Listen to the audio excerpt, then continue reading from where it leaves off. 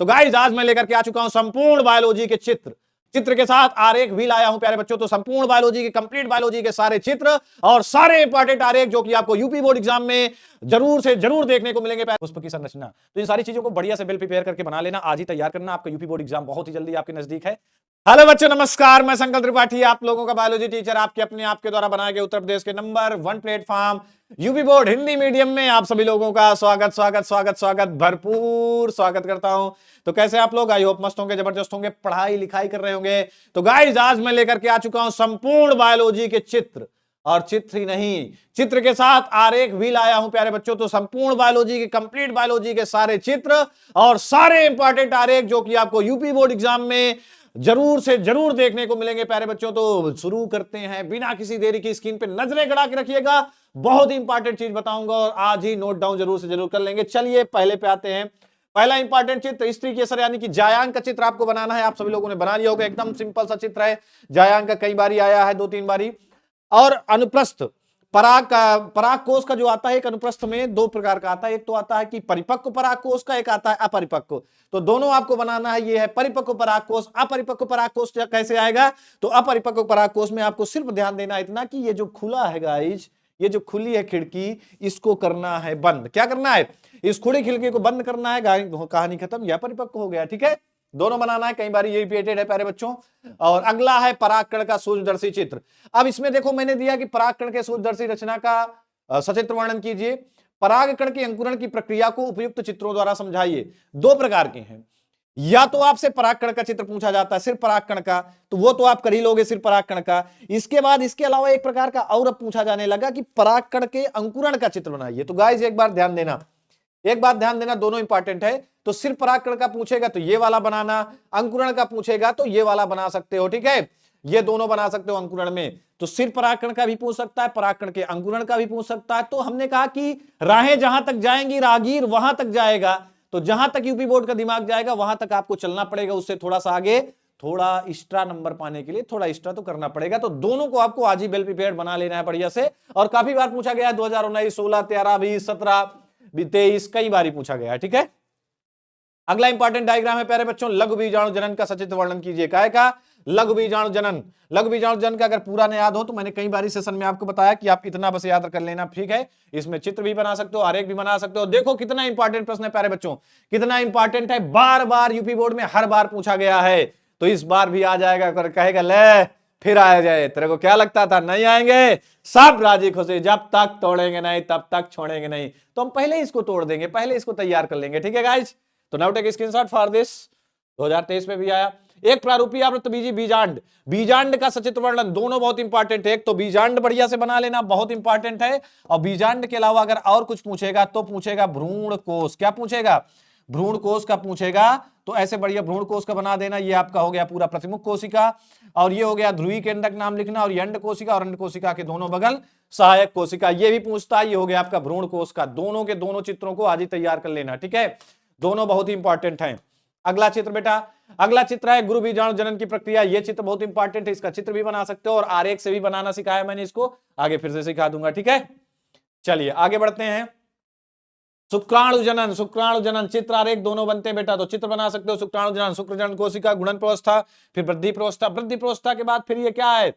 ये कौन सी प्रवस्था है? परिपक्वन प्रवस्था, 2 बार विभाजन, फिर शुक्र का यंत्रण। ये इसके नीचे वाला है, कई बार सिखाया, एनसीईआरटी में भी बना है। ये इसके नीचे वाला यहां तक है, फिर इसके नीचे यहां से बना है। ठीक है, तो दोनों शुक्राणु जनन और अंडाणु जनन, शुक्र जनन अंड जनन। ठीक है, और शुक्राणु की संरचना ये भी बहुत पूछी गई, इसको भी तैयार कर लेंगे आप सभी लोग, फटाफट से देखेंगे प्यारे बच्चों।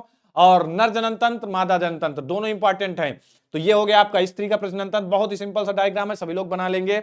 आगे चलते हैं बेटा, नर जनन तंत्र। ये एकदम सिंपल सा डायग्राम है।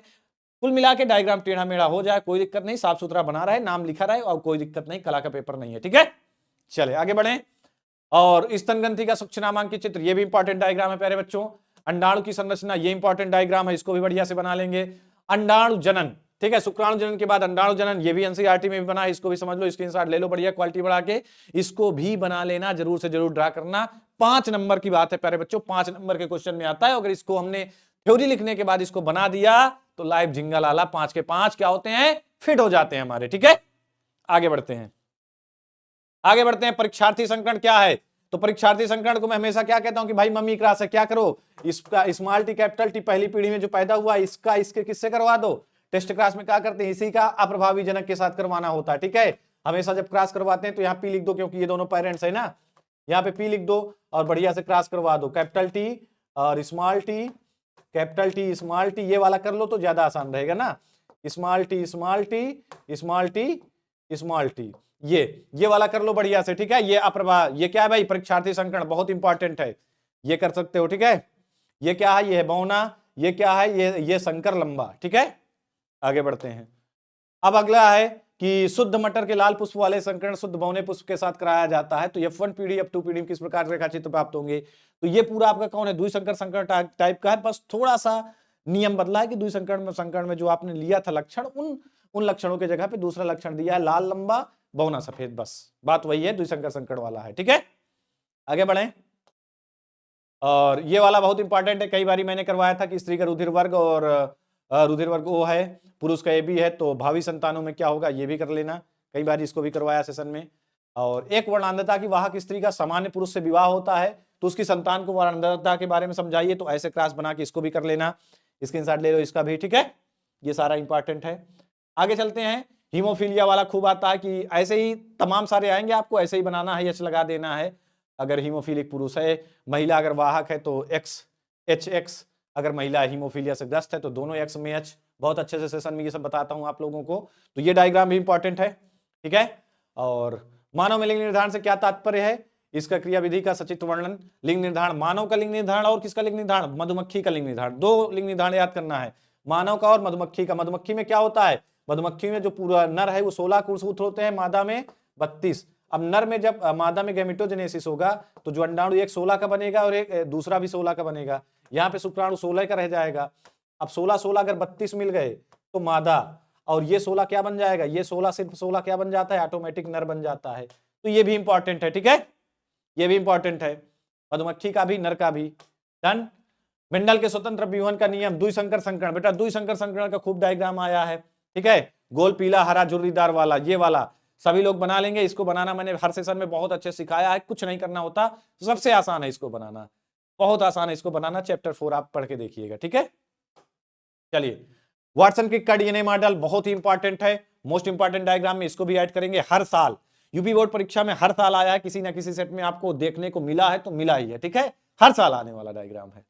ठीक है, आगे बढ़ते हैं। मिलर का प्रयोग, मिलर का जो चिंगारी वाला प्रयोग है, और ये चिंगारी वाला उपकरण है, इतने सारे नाम लिखे इसमें, तो कम नाम भी लिखो तब भी चल जाएगा। ठीक है, ये भी इंपॉर्टेंट है बहुत आपके बोर्ड एग्जाम के लिए।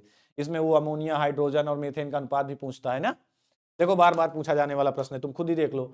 मलेरिया परजीवी का जीवन चक्र, ये भी खूब आया है, आप इसको बना सकते हैं, इसमें आपको कम समझ में आ सकता है तो आप अपने अकॉर्डिंग बना लेना, कोई दिक्कत नहीं है, बट जरूरी है ये भी। ठीक है, चले, बायोरिएक्टर का चित्र पूछा है, या साधारण बिडौलक हाउस भी बोलते हैं, साधारण बिडौलक हाउस का सचित्र वर्णन, इसको भी तैयार कर लेंगे। ये इधर काफी आया है 2022 में, 23 में, 20 में, 18 में।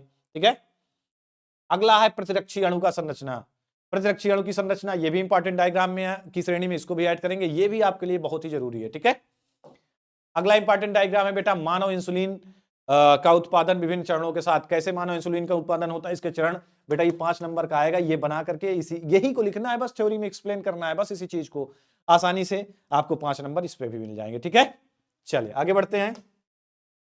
अपघटन चक्र, यह 2 बार मॉडल पेपर में आया है, आपके बोर्ड एग्जाम में भी आया है, 2018 में, 19 में, 20 में। अपघटन चक्र एकदम सिंपल सा डायग्राम है, इसको भी बना लेंगे। ठीक है, आगे चलते हैं। पारिस्थितिक पिरामिड किसे कहते हैं, और एक पिरामिड, पारिस्थितिक पिरामिड, देखो ये पिरामिड हो गया आपका संख्या का पिरामिड, संख्या का पिरामिड उल्टा भी बनता है सीधा भी बनता है, ये पिरामिड हो गए दोनों। और इसके बाद आता है आपका जैव भार का पिरामिड। ठीक है, संख्या का पिरामिड हो गया। फिर आपका आता है ऊर्जा का पिरामिड, ऊर्जा का पिरामिड हमेशा सीधा बनता है, इसको, इस पिरामिड को भी बढ़िया से आपको बना लेना है, इस पिरामिड को भी बढ़िया से आपको बना लेना है। ठीक है, और फिर 2-4 चित्र और बना लेना बेटा, आरेख वाले, खाद्य श्रृंखला, क्या बना लेना, खाद्य श्रृंखला वाला आरेख है, आरेख टाइप है, बस लिखना होता है ना कि ये पौधा, ये शाकाहारी, फिर प्राथमिक उपभोक्ता, द्वितीयक उपभोक्ता, तृतीयक उपभोक्ता, खाद्य श्रृंखला का बना लेना, और क्या बना लेना, खाद्य जाल का बना लेना, काय का बना लेना, खाद्य श्रृंखला का आरेख बना लेना, खाद्य जाल का आरेख बना लेना। और कौन कौन से आरेख ध्यान देना है, और ध्यान देना है सहप्रभाविता का आरेख, सप्रभाविता का, अपूर्ण प्रभाविता का, किसका बेटा, अपूर्ण प्रभाविता। सप्रभाविता का आरेख बना लेना है, अपूर्ण प्रभाविता का आरेख बना लेना है, मिंडल के एक संकर संकरण का बना लेना है और बता दे रहा हूं, ठीक है। ये सब इंपॉर्टेंट आरेख है, ये आरेख है, चित्र नहीं है, ठीक है। एक संकर संकरण हो गया, सप्रभाविता हो गया, अपूर्ण प्रभाविता हो गया, इन सभी आरेख को भी बना लेना, जैसे अंडाणु जनन, शुक्राणु जनन, नर जनतंत्र, मादा जनतंत्र आपने बनाया है। और एक और संरचना बना लेना चाहे पुष्प की संरचना, ठीक है, पुष्प की संरचना, बे संरचना लिखकर, ठीक है, पुष्प की संरचना। तो इन सारी चीजों को बढ़िया से वेल प्रिपेयर करके बना लेना, आज ही तैयार करना, आपका यूपी बोर्ड एग्जाम बहुत ही जल्दी आपके नजदीक है। तो प्यारे बच्चों, हंसते रहें, मुस्कुराते रहें, पढ़ाई लिखाई करते रहें और कमेंट सेक्शन पे कमेंट करना ना भूलें। सभी लोग कमेंट करेंगे कि ये क्लास कैसी लगी आपको, और शेयर जरूर करेंगे और लाइक जरूर करेंगे। मिलते हैं अगले ऐसे सेशन पे, तब तक के लिए अलविदा।